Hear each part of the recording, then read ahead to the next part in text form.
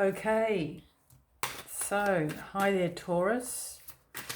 This load of rubbish here is actually words that I've written down that I associate with the Hermit card. And the Hermit card, I'm going to use that with an additional card draw to see what message or messages you get for this eclipse season.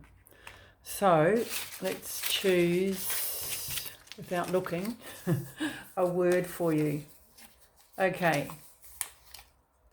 solitude. So the Hermit can mean that. It can mean that, exactly. So let's see what other cards we get. The central card is the Ace of Pentacles. That's an appropriate card for Taurus. The Two of Wands, and I hope I can fit this in the picture. The Seven of Cups. So this is the present position. In the recent past, we've got the Queen of Pentacles. The Ten of Cups, happy families. Happy, joy, joy, and the Chariot card. Okay, so what have we got coming up in the near future? The High Priestess. 2 2s together, 2 7s together. The Eight of Pentacles. And the Six of Swords.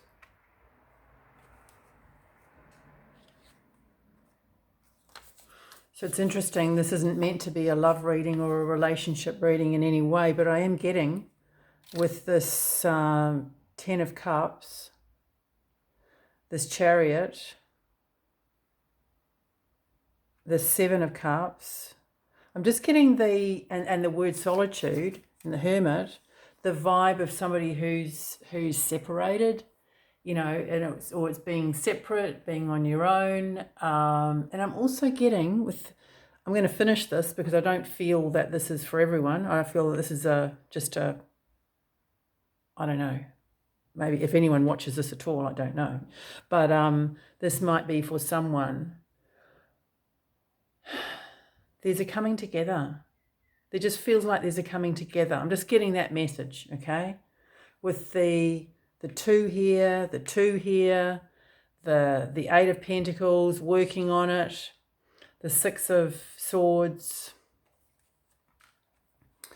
the Ace of Pentacles, something solid and offering a blessing. Let's have a look underneath the deck. The Star card and the Magician on the top. So,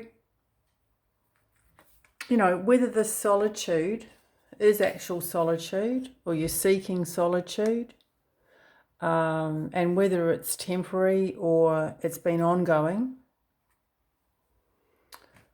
I feel that the Hermit card, I just don't want to take it out of the picture. I feel that it's very much in the picture, is a symbol of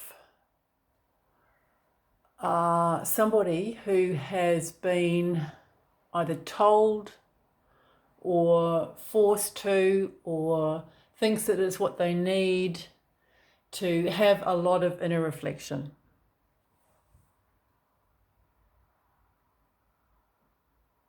It doesn't feel like a loneliness, you know, and it could also be that with the eclipse, if you are on your own and you have been in this state of solitude, that the eclipse is going to change that. And I don't mean in a way that, oh, you're suddenly going to become Mr. or Mrs. Popular and have lots of friends and have lots of lovers or partners or whatever it is some people want. I don't mean that. I mean it's more about the acceptance of it. It's the acceptance of either being on your own, or it could be having periods of solitude. You know, it could be that you are someone who doesn't like to be on their own, even for short periods of time. I mean, there are people like that. I've come across a few lately, actually, who they don't want to be on their own at all. You know, they never sort of sleep in a house on their own. They always have to have someone with them. So there are people like that.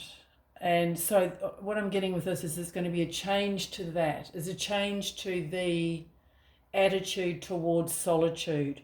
It could even be somebody who, or an energy of enjoying solitude, enjoying periods of solitude. And I'm not advocating for solitude. I'm not advocating for living a single life or being on your own for long periods, or, you know, single dim is fantastic and all that, because that's just BS.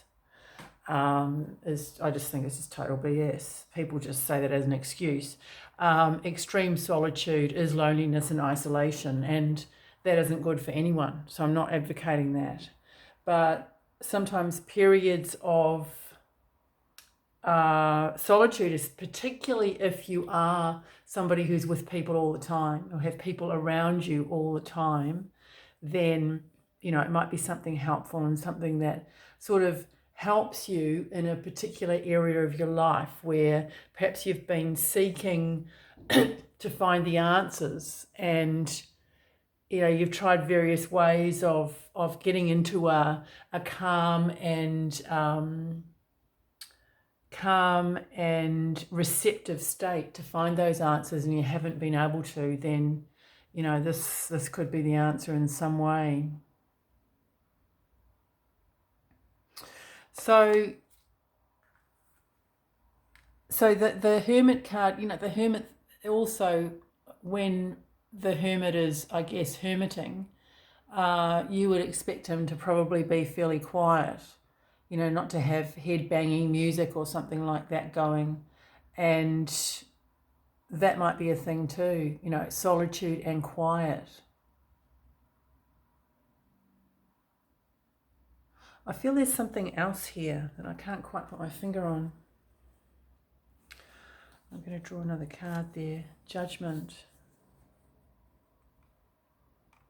Judgment, yeah.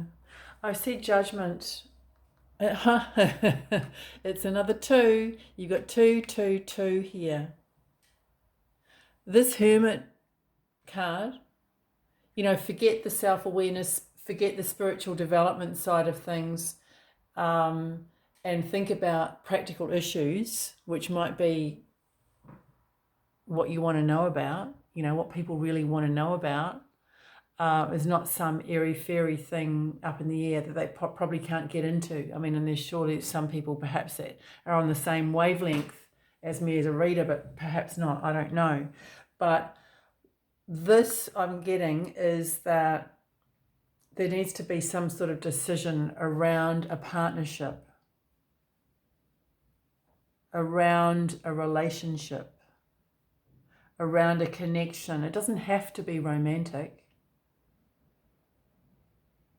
It's, you know, will I stay or will I go kind of energy, but it's more about, do I agree with the principles? Do I agree with the values of this person, this organization, this group, whatever it is?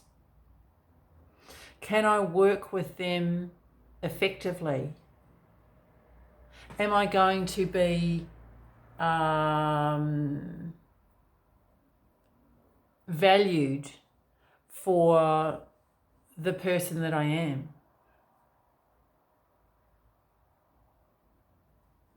I'm going to draw another card after the Judgment card, the Queen of Cups, yeah. I mean, that's a really nice energy to draw after asking that question, am I going to be valued for the person that I am? Because the Queen of Cups is a very understanding energy. I think that this hermit and this solitude, this hermiting and going within is really, really necessary, Taurus. I think if this is the 3rd reading I've done in this series, and it feels like you know, in some ways you need to hermit more than others, so far anyway. So really, yeah, it's about that. It's about some sort of judgment, some sort of decision. And it looks really positive, you know, going forward. This is, say, we could say post eclipse, you know, going into the future. You've got a sense of knowing here. You've got keeping your mind on the job and working at it, and really having a mindset of building value. Okay, so this can be in a relationship or anywhere really. And the Six of Swords is about movement forward. It's about transition. Sometimes it can be transitioning from a turbulent situation to a calmer one. If we look at the progress here, we've got movement, we've got uncertainty and choices, and then moving into clarity. I do see the Six of Swords as a card of clarity. I hope that's helpful, Taurus. Cheers.